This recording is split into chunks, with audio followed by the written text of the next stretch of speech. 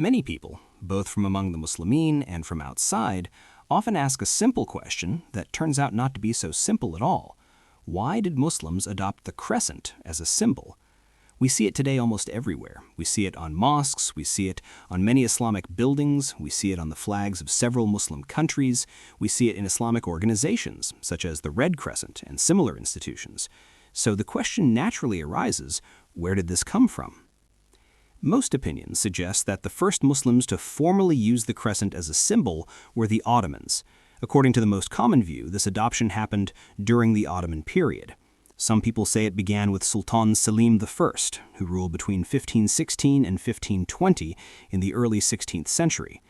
Others argue that it started much later during the reign of Selim III, between 1789 and 1807. However, that later date seems unlikely. There is strong evidence showing that the crescent existed in Ottoman symbols well before the time of Selim III. This suggests that the symbol was already established earlier in Ottoman history. Those who argue that the Ottomans were the first to adopt the crescent then ask a second question. Why did the Ottomans choose this symbol in the first place? One explanation claims that when the Ottomans conquered Constantinople, they found the crescent already present in Byzantine symbols on buildings and possessions. The Byzantines, according to this view, honored the crescent as part of their state symbolism. This theory is further supported by the fact that earlier civilizations, such as the Sumerians, Greeks, Romans, and Persians, also used crescent imagery in various ways. So, according to this explanation, the Ottomans simply inherited the symbol from the Byzantines. But there is another perspective. Some studies indicate that the crescent was used before the Ottomans during the Seljuk period. The Seljuks, who immediately preceded the Ottomans, are known to have used multiple crescents in their symbols. Since the Ottomans inherited their political legacy from the Seljuks of Rum, this suggests continuity rather than borrowing from Byzantium. There is also a historical account tied to the conquest of Constantinople itself. On the night of the conquest, the moon was full as it was the middle of the lunar month, but a lunar eclipse occurred that night, and the full moon transformed visually into a crescent. This moment was seen as a good omen by the Muslims, and afterward, the crescent appeared as a symbol raised over the city. This places the use of the crescent during the time of Muhammad al-Fatih, well before Selim I, who was his grandson. Some historians go even further back and suggest that the crescent was used during the time of Berk Khan, the Tatar leader who embraced Islam and adopted the crescent as his emblem. Regardless of which historical explanation one prefers, the outcome was the same. The crescent eventually became widely recognized as a symbol of Muslims. Over time, it came to function in a way similar to how the cross functions for Christians, or how the Star of David functions for Jews. Historical language reflects this shift. When historians described conflicts between Muslims and Christians, they spoke of a struggle between the crescent and the cross. When they spoke about coexistence or unity, they referred to the unity of the crescent and the cross. The symbol had taken on a civilizational meaning. As Ottoman rule expanded, the use of the crescent became more systematic. The Ottomans ruled vast territories where Muslims were often a minority, like in parts of Eastern Europe. In these regions, it became important to visually distinguish Islamic spaces from the many Christian buildings around them.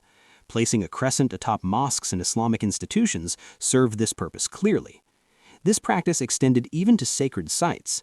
The green dome over the Prophet's Mosque was crowned with a crescent during the Ottoman period, reinforcing how firmly the symbol had become embedded in Ottoman Islamic identity. Even after the fall of the Ottoman state, the crescent remained. It continued to appear on the flag of Turkey and on many countries once ruled by the Ottomans. It even spread beyond Ottoman influence to Muslim-majority countries that were never under Ottoman rule, showing how the crescent had come to represent Muslim identity more broadly. At this point, a deeper question emerges. Why the crescent specifically? The answer lies not in doctrine, but in meaning. The crescent was not used during the time of the Prophet, peace be upon him, nor during the time of the companions or the early generations. Its adoption came later. However, the crescent holds a powerful place within Sharia because it governs time itself in Islamic life. The beginning and end of months are known through the sighting of the crescent. Fasting begins and ends with it. Acts of worship like Siyam and Hajj are tied directly to the lunar calendar. The Quran itself speaks of the phases of the moon as markers for time for people and for pilgrimage. Throughout the year, acts of worship are structured around the appearance of the crescent. When the companions established the Islamic calendar during the time of Umar ibn al-Khattab, they anchored it to the lunar cycle. Each year begins with the sighting of the crescent. In this sense, the crescent became a natural marker of Islamic time, rhythm, and practice. Because of this, some scholars objected to turning it into a symbol. They argue that the Prophet, peace be upon him, did not use it, nor did the companions or the early generations. They feared that adopting symbols could lead to imitation of others or even exaggerated reverence. They cited warnings against venerating the sun or the moon and emphasized that worship belongs only to Allah. Other scholars disagreed. They argued that there is no text prohibiting the use of such a symbol and that the default ruling in worldly matters is permissibility. They pointed out the clear benefit of identifying Islamic spaces and expressing Muslim identity, especially in diverse societies. They also noted that Muslims introduced architectural features such as minarets after the time of the Prophet, peace be upon him, without objection because they served a clear purpose.